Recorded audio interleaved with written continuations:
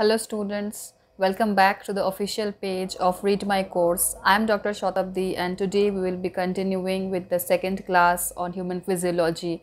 That is, we will read in details about an important structure in the digestive system, that is the stomach. So let's begin. Now, what are the topics which we are going to cover today? We are going to have a look at the structure of the stomach, then the different parts of the stomach. This will be followed by the different parts of the small intestine, the large intestine, then the importance of appendix, then the alimentary wall layers, right? And then finally we will end with a overview of the position of the various digestive organs in the human body. Okay.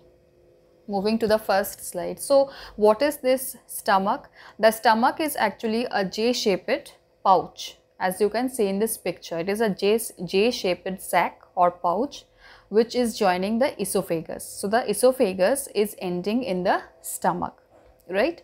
And specifically, where is it located? So, if we divide the abdomen into 4 quadrants, just remember this much, it is located in the upper left portion of the abdominal cavity. Stomach is located in the upper left portion of the abdominal cavity. And what is the stomach mainly responsible for? The food that we are ingesting is moving via the oral cavity, via the esophagus, and it is moving into the stomach. Okay, so in the stomach it is being stored temporarily before it is moving to the farther down into the small and large intestines where most of the processes of digestion and absorption take place. With that, we move to the next slide. Now, before we proceed further, we need to know that the gastrointestinal tract, which is known as the GI tract, has been divided into 2 parts, the upper GI tract and the lower GI tract. Have a very good look at this picture over here.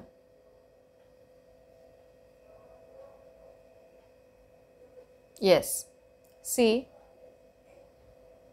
what comprises of the upper GI tract and what comprises of the lower GI tract.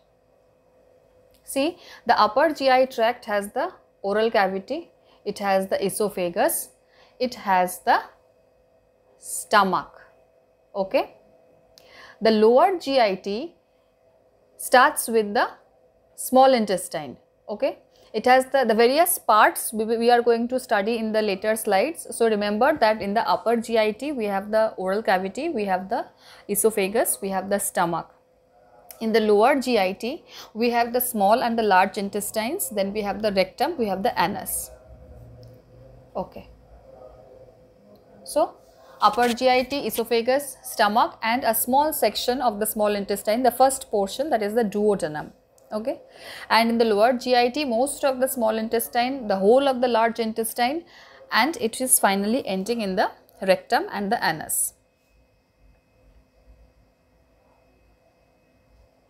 With that, we move to the different parts of the stomach. First of all, have a very good look at this picture. This is the picture of the stomach, and what we are noticing over here is that the different parts, see, the esophagus, right? This is the esophagus.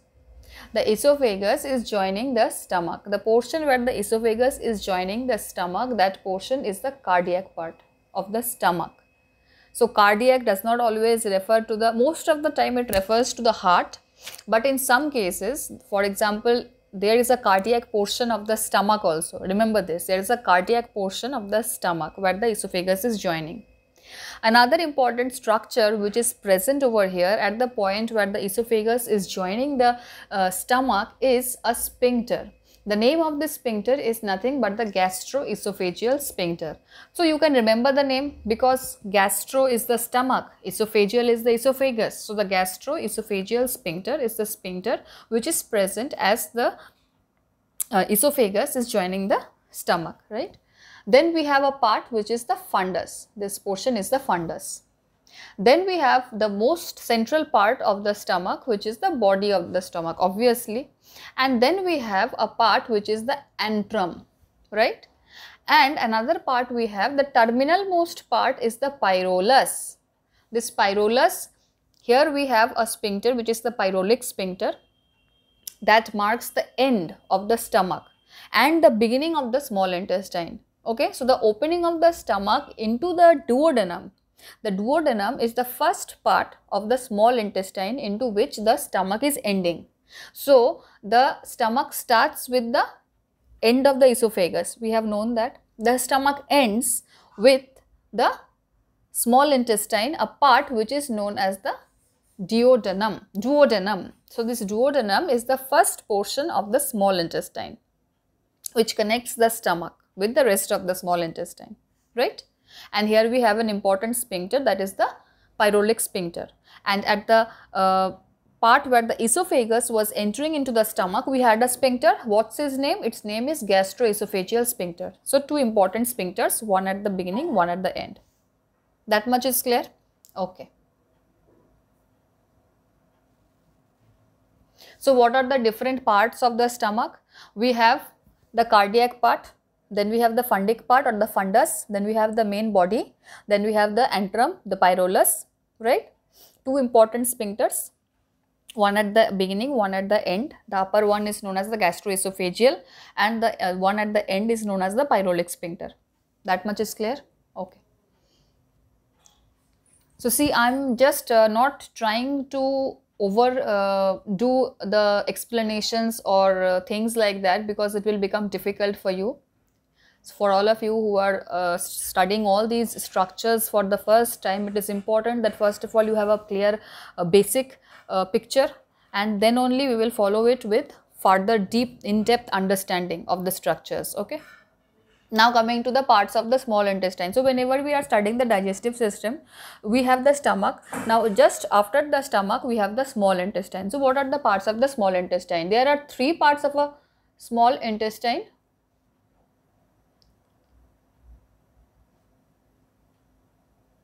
There are three parts of a small intestine. What are they? They are the duodenum, the jejunum and the ileum. We have known what is the duodenum. The duodenum is the part which is contacting with the stomach, right? The next part is the jejunum. The jejunum is a coiled structure. We can see or appreciate in this picture. This is the jejunum. Then we have another coiled structure, that is the ileum. Duodenum, jejunum, ileum. These three structures together form what? They together form the small intestine. Duodenum, jejunum, ileum. And this ileum, that is the last part of the small intestine, is contacting with what? It is contacting with the large intestine. Okay. So that is important, because the first part of the large intestine where the ileum is joining, that is known as the cecum. C-A-E-C-U-M, cecum. Okay. And we have a very important structure over there. See, I think you can see this hanging, this appendage like structure hanging over here. This is the appendix. The appendix. Okay. So that much for this slide. With that we move to the next slide. Yes, here we will understand in further details about the parts of the large intestine. So small intestine is completed. It has three parts, that is the jejunum, ileum, jejunum.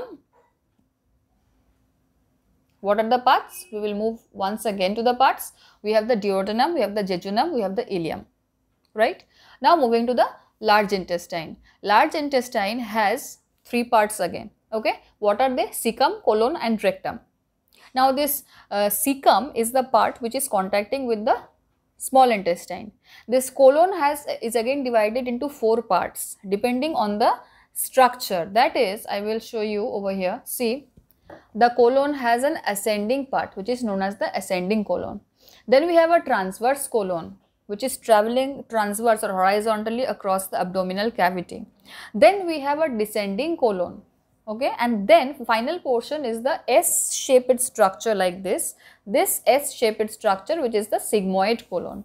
So the colon is again divided into four parts. One is the ascending, transverse, descending and the S-shaped sigmoid portion.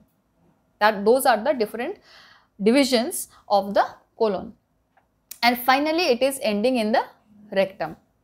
So here I think you will be able to appreciate this appendix. This appendix is known as the vermiform appendix. It is a vestigial organ. We will read about in details about this appendix in the next slide. Okay. Moving to the next slide, what is this appendix? I am saying that the appendix is a vestigial organ. What do I mean when I say that it is a vestigial organ? The word vestigial means anything that has lost its function. Whatever was the function of appendix, in the process of human evolution, it has lost its function, and now it is considered by most researchers as a extra organ which has no specific function or no particular function, right? So what are the theories behind what was the importance of this appendix earlier? See, there are two important theories. One says that it acts as a lymphoid tissue or a lymph organ, right?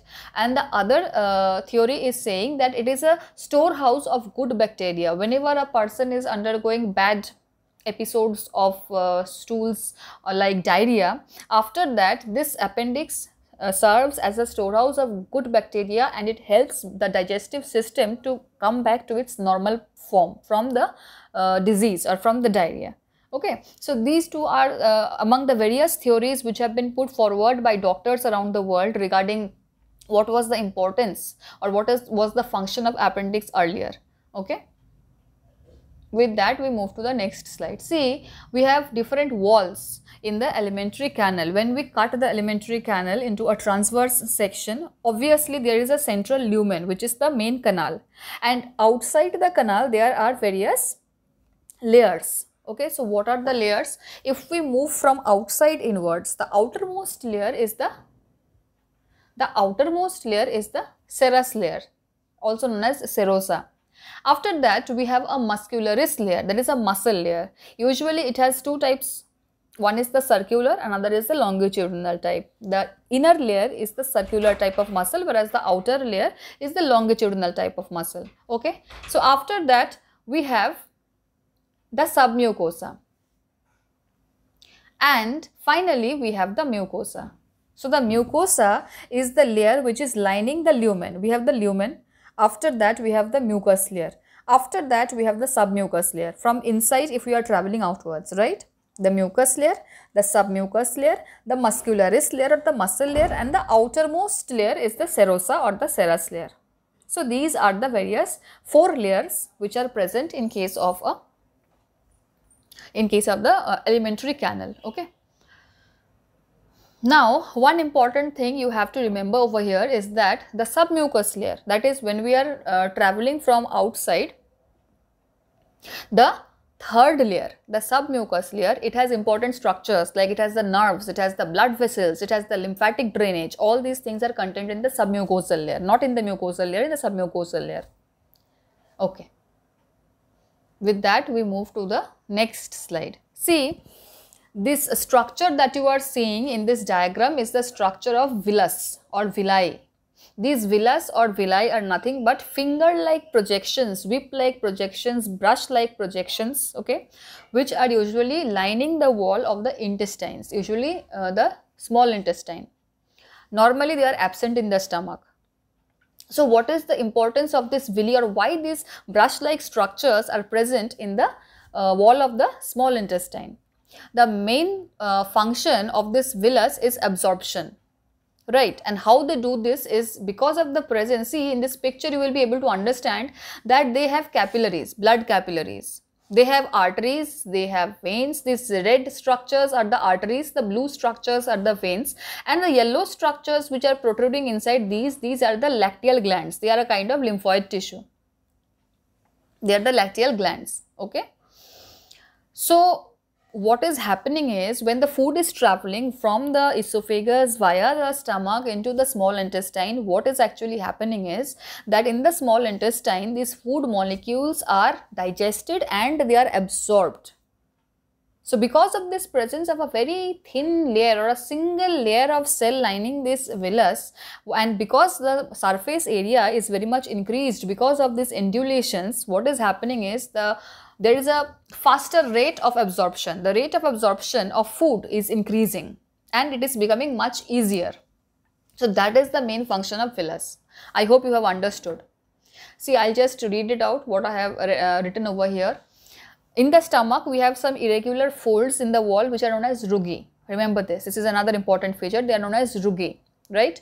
And in the Small intestine, we have the villi. They are finger-like projections, brush border projections, right? They increase the surface area. So what happens is they enable a shorter diffusion path. Diffusion of what? Diffusion of the food substances which are traveling along the digestive canal, right? So they allow a much more efficient absorption of fatty acids and glycerol into the bloodstream. That much is clear? Okay. Now this is a pictorial representation of the various positionings of the organs of the digestive tract in the abdominal cavity. See, I'll show you this picture over here on the left, upper left. When we divide the abdominal cavity into 4 parts, we have the upper right quadrant, upper left quadrant, the lower right quadrant and the lower left quadrant. Okay. Now coming to this picture, see. Have a look at this picture. So what are we seeing? In the upper right quadrant, we are having mainly the liver. In the upper left quadrant, we are finding almost the whole of the stomach is present. In the upper left quadrant, most of the part of the stomach is present.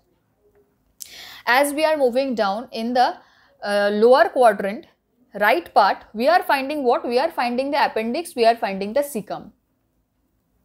Okay. In the lower left quadrant, what we are finding? We are finding the small intestine, we are finding the rectum, we are finding the anus. And I'll repeat, in the upper right quadrant, this quadrant, what we are finding? We are finding the transverse colon, the ascending colon. 2 parts of the colon, the transverse and the ascending.